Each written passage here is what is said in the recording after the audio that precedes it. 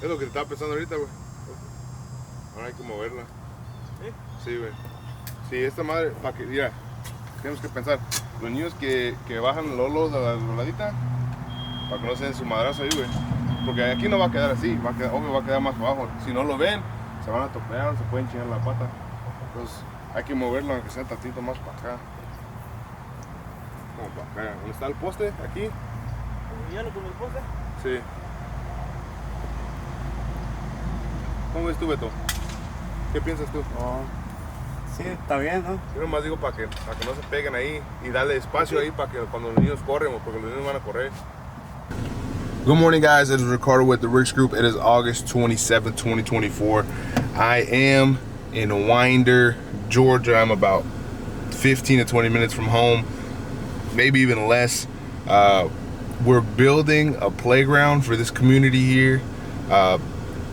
It's the first I've ever done it. First I've ever had anybody in my team do it. It's coming out really nice.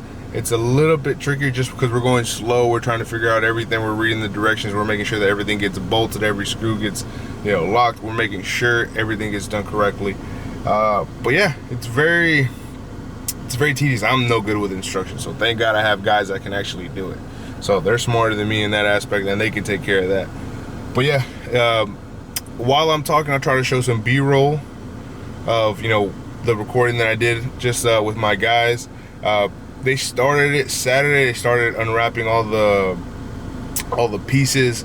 Sunday they came in and they really showed out. They did a lot of the work on Sunday, and today they're just doing some finishing touches. They're gonna pick up the swings a little bit more. They were hanging a little bit too low. They're gonna put the bench in. There's like a balance beam for kids.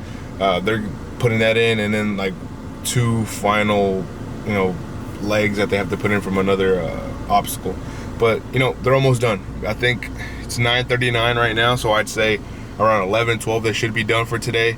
Here we'll let the concrete, and we'll tell the HOA we have to let the concrete sit for a week before anybody gets on it, just to assure maximum safety for all the kids. You have to let the concrete settle. You have to let everything just hold on and grip. But yeah, that's what we're doing right now. And then I did have to go to Atlanta. I have to go around Buckhead, Peachtree Street, up by Lennox. I have to go over there to take a look at our Truist. I was there yesterday, but I didn't have a sprayer on me, and I saw a lot of weeds, and I wanted to take care of those because there's no place for that. I already told my guys, like, hey man, what are we doing? This is unacceptable, completely unacceptable, and I'm not standing for it.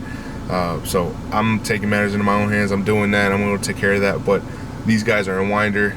I can't, and they're pretty much stuck here until they finish. So I can't travel all the way down to Atlanta just to come right back in an hour and a half.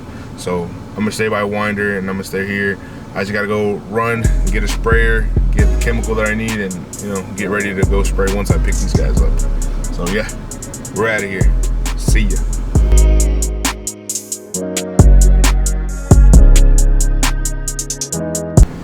Hey guys, it's Ricardo with the Rick's Group. I'm in Buckhead.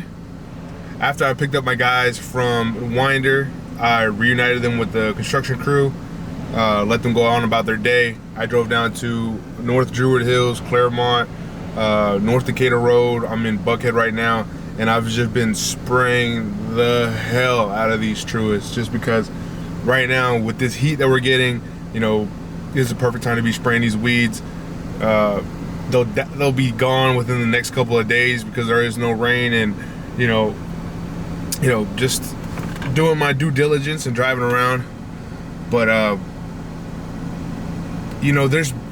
seen things on this route in particular that I'm just not happy about, and I brought this up to my brother Alonzo, and I said, hey, this is what's going on. This isn't the first time. Thankfully, the previous time I did catch it and we got it corrected, but this is the second time it's happened with this crew, and I don't want to say I'm fed up, but I am frustrated for sure. And I want to hire a crew leader who can actually take care of the work, and I don't want to have to be behind their butt like a baby. I don't want to be babysitting. If I wanted to be babysitting, I'd be a babysitter. I'd do that. But no, this is, you know, I don't have the liberty to be on their butt all the time, making sure that every little detail gets done. Like, I want to be able to trust in somebody that can do the work. And so with what I've been seeing, you know, I spoke to Alonzo and I said, hey, this is what's going on. It's not the first time. What do you recommend?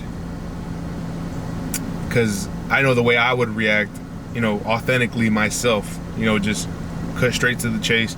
Hey, this is not great. This is not good by any means. Like, we need to handle this, you know, now. And like I said before in previous videos, the way I say things just maybe doesn't come out the way I'd like it to. Some people just don't respond well to it. And, you know, this might have been one of those situations where people don't respond well to it. And I spoke to Alonzo and he said, you know, whichever way you say it, you know, just make sure that you say it with good intent and you're not belittling anybody. You're saying it in a constructive way, because at the end of the day, it's a team effort. It's us, all of us. So yeah, that's what I got down to this morning. I spoke with the individual and I said, hey, this is what's going on, man. This is not the first time, and we both know this. I've circled your properties and I found them on both routes, both times, and he was receptive. He understood. I told him I was not happy, and this was not right, and this was not going to keep happening, whether he was here with us or not. Like, I hope he understands. You know, I do this all from a good place. I don't mean to be mean to anybody. I need to get my point across, and I need to get this done, and I want them to be on top of things. That's the main thing. And, you know, maybe a year and a half ago, I would have reacted differently. I would have, you know, who knows? But, you know, thankfully cooler heads prevail, and I have somebody to lean on with. And I also spoke with somebody else, and I asked their opinion, and they said, you know, just talk to him, make sure everything's fine, you know, because you don't know what other people are going through. That individual could be going through something personally, and it's reflecting on his work. So maybe it's just he needs a little bit, you know, a bump in the right direction. So, you know, it was definitely something to think about last night. And then this morning, after I told him, he understood, and he was appreciative of the way that I handled it. And, you know, I was appreciative of the way he handled it. He said, yes, sir, I apologize, I'll take care of it, you know, thank you for telling me. So, you know, I'm appreciative of that. But yeah, that was something that was weighing on my head yesterday, and now I just came down here to spray these properties.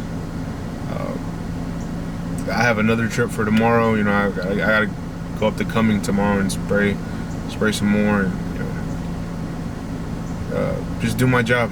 It's definitely not something I would like to do. I hate having to go back and retrace steps, and, you know, having to revisit areas. But it's like, I'm not giving it back.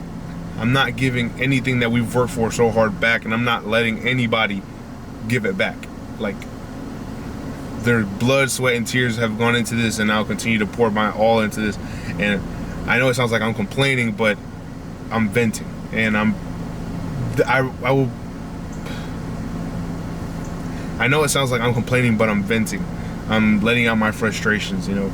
But I'll be damned if I give this back. I'm not giving it back. For everything that we suffered through, everything that we worked hard for, you know, no, that's not gonna fly with me. That's not gonna fly with the way we've done things. That's not how we were raised. That's not how we were taught to work. That's not a part of our ethics. That's not a part of our